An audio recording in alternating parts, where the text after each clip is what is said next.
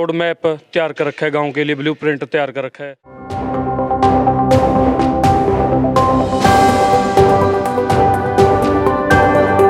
मेरे साथियों ने यह विचार किया था कि हम वार्ड वाइज या 2 वार्ड वाइज या बगड़ वाइज एक सेंटर बनाने का काम करेंगे।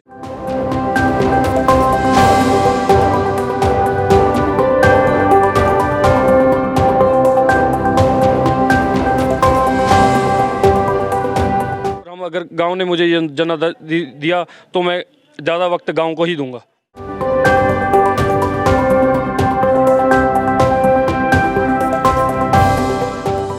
नमस्कार, एवन हरियाणा देख रहे हैं आप और मैं हूं आपके साथ शिवानी हंस। और साथ ही हमारी खास पेशकश पंचायती संग्राम में आप सभी का मैं स्वागत करती हूं। जैसे कि आपको पता है, इस शो के ज़रिए जैसे आपको पता है कि पंचायती चुनाव भी है, तो हम गांव-गांव जाकर सर्वे कर रहे हैं और जान रहे हैं कि इस वक्त चुनावी माहौल कैसा बना हुआ है। इस वक्त हम मौजूद है गांव धारसूल में। टोहाना हल्के का ये सबसे बड़ा गांव है और यहाँ पर करीब 3200 से 3300 वोट है। और यहाँ से जो सरपंची पद के उम्मीदवार है अमनदीप सिंह, इनसे हम बात करने जा रहे हैं और इनके तमाम विचार आज सभी से हम साझा करेंगे। वकील है, किसान परिवार से ताल्लुक़ रखते हैं और इसी के साथ ही जो कुला सब तहसील है वहाँ के राइस मिल एसोसिएशन के प्रधान भी है ये। और अब ये सरपंची के लिए चुनाव लड़ने जा रहे हैं। सर, आपका बहुत बहुत स्वागत एवन हरियाणा। सबसे पहले तो एवन हरियाणा और दर्शकों को और ग्रामवासियों को मेरी ओर से हाथ जोड़कर नमस्कार, अभिवादन, सत श्री अकाल। जी शुक्रिया। आप सरपंची लड़ने जा रहे हैं, चुनाव भाईचारे का चुनाव है। आपको क्यों लगा कि आपको सरपंच पद के लिए चुनाव लड़ना चाहिए? क्या कुछ विचार है आपके?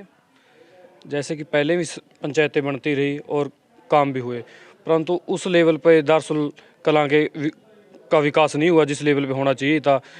अभी तक हमारे गांव में पानी की निकासी की सबसे बड़ी समस्या है, पढ़ाई की समस्या है, स्वास्थ्य की समस्या है।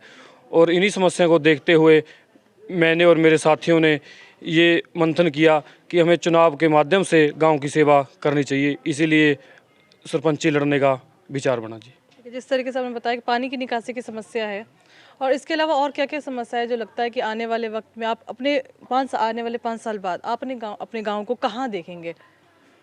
हाँ जी, हमने और मेरे साथियों ने पूरा एक रोड मैप तैयार कर रखा है, गांव के लिए ब्लूप्रिंट तैयार कर रखा है। जो हमने, अगर जनता जनादेश देती है हमें, तो आशीर्वाद देती है, तो हम उसे लागू करने में गांव के सहयोग से पुरजोर कोशिश करेंगे। तो क्या कुछ है आपकी जो लिस्ट में बता सकते हैं? सबसे पहले तो शिक्षा का है। जैसे हमारे स्कूल में 12वीं तक का स्कूल है, परंतु उसमें केवल आर्ट्स की ही पढ़ाई होती है।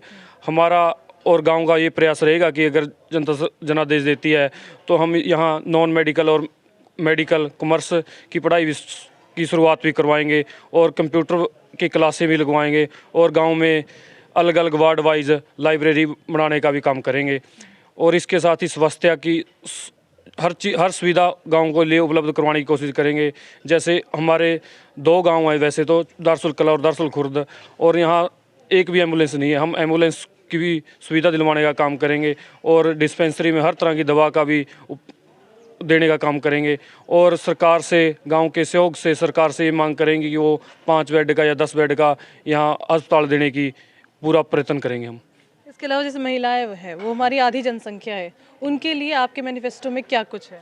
जैसे महिलाओं के लिए मैंने बताया, जैसे जिस प्रकार वार्ड वाइज लाइब्रेरी, उसी तरह हम और मेरे साथियों ने यह विचार किया था कि हम वार्ड वाइज या 2 वार्ड वाइज या बगड़ वाइज एक सेंटर बनाने का काम करेंगे, जिसमें सिखलाई, पढ़ाई, या उनको समाज में कैसे विचरना है अभी उसकी शिक्षा दिलवाने का काम करेंगे। उनको हर जो वो छोटा मोटा काम करते हैं उसमें उनको कैसे सरकार से हेल्प मिलती है, उन स्कीमों के बारे में भी बताने का काम करेंगे। जैसे कि आप एक वकील भी है और आपका फैमिली में काफ़ी काम, जैसे किसानी भी है, आपके खेत है काफ़ी, और राइस मिल एसोसिएशन का प्रधान भी है, तो जैसे आप सरपंच बनते हैं तो गांव वालों को आप इन सब से अलग किस तरीके से वक्त दे पाएंगे? हाँ जी, ये बहुत महत्वपूर्ण प्रश्न है।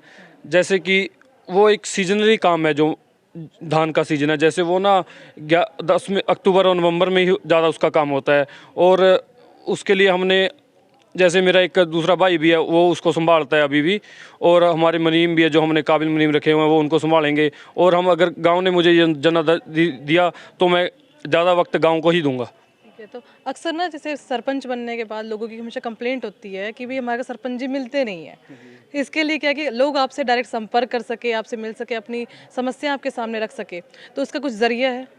हाँ जी, जैसे कि मैंने फर्स्ट से लेकर 12वीं तक पढ़ाई ही गांव के स्कूल में करी, उसके बाद लोकल टोहाना आईजी कॉलेज से ही बीकॉम करी, और फिर उसके बाद एलएलबी करी संगरूर से। और मैंने जो बिजनेस किया वो भी गांव के ही दायरे में किया, ताकि शाम को या हर समय मैं अपने गांव के बीच में रहूं, अपने गांव के लोगों में रहूं। इसीलिए मैंने ये भी गांव के विकास के लिए ही मेरा एकमात्र लक्ष्य है, और मेरा प्रयास भी रहेगा कि गांव का विकास कैसे किया जाए, यही हमारा एकमात्र उद्देश्य भी है। जी, ठीक है। जिस तरीके से आप बताया कि तमाम उद्देश्य आपका ताकि गांव का विकास हो सके, आपका एक गांव एक अच्छी जो मुकाम है, ऊंचाइयां वो छू सके। इसके अलावा जैसे आप लगातार चुनावी कैंपेन कर रहे हैं, लोगों के पास डोर टू डोर जा रहे हैं, और क्या क्या ज़रिया आपने अपनाया है जिस तरीके से आप लोगों से जुड़ रहे हैं, अपने हर वोट बैंक, चाहे युवाओं का हो, चाहे बुजुर्गों को हो, महिलाओं को, तो क्या क्या ज़रिया आपने अपनाया है लोगों से जुड़ने का? हमने पहले तो परिवार समेत और अपने साथीगणों समेत डोर टू डोर का भी हमने अभियान चलाया। फिर हमने जैसे 4 या 5 बंदों की टीम बनाकर फिर उनसे मिलने का संपर्क किया। जैसे अभी धान का सीज़न भी चल रहा है, मंडियों में जाकर भी, क्योंकि जो लेबर परिवार है वो मंडियों में काम करता है, उनसे वहाँ जाकर भी उनसे संपर्क किया। और जैसे अभी गुरु नानक जयंती चल रही है, जैसे गुरुद्वारा में प्रोग्राम था, नगर कीर्तन भी था, वहाँ भी सेवा करके लोगों से संपर्क साधने का काम किया। और हम उनसे बार बार यही कह रहे हैं कि आप साफ़ सुथरे व्यक्ति को ही अपना गांव का सरपंच बनाए, क्योंकि 5 साल की जिम्मेवारी आगे उसी के हाथ में होती है।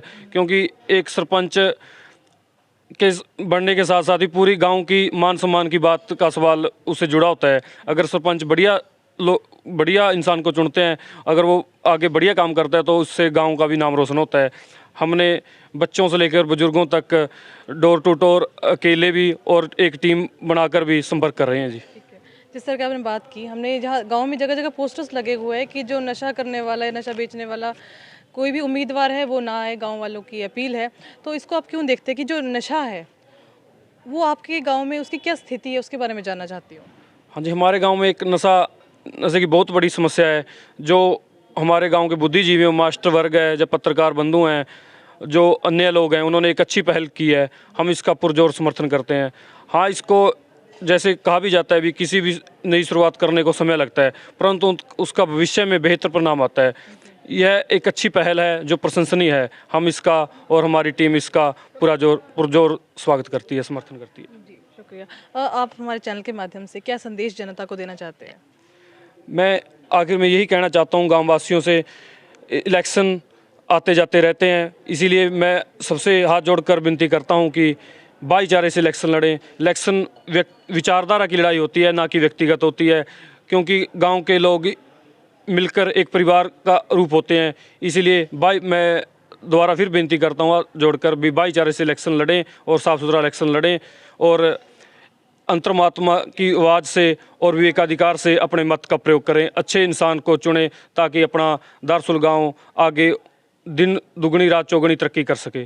धन्यवाद। शुक्रिया बात करने के। तो ये थे हमारे साथ अमनदीप सिंह जी, जिन्होंने तमाम मुद्दों पे बात की, और इसके साथ ही इनकी बातों में हमें वो जोश दिखा, जुनून दिखा, जज्बा दिखा कुछ करने दिखाने का। और अब देखने वाली बात होगी कि जब ये सरपंच बन जाते हैं तो इस गांव की कितना विकास हमें देखने को मिलेगा और अपने वादों पर कितने खरे उतर पाएंगे। अगर आपको ये वीडियो पसंद आई तो ज़्यादा से ज़्यादा लाइक, सब्सक्राइब और शेयर करना मत भूलिएगा। धन्यवाद। लेटेस्ट वीडियोस के लिए अभी सब्सक्राइब करें A1 हरियाणा को और प्रेस करें बेल आइकन, ताकि सभी अपडेट्स आपको मिले सबसे पहले।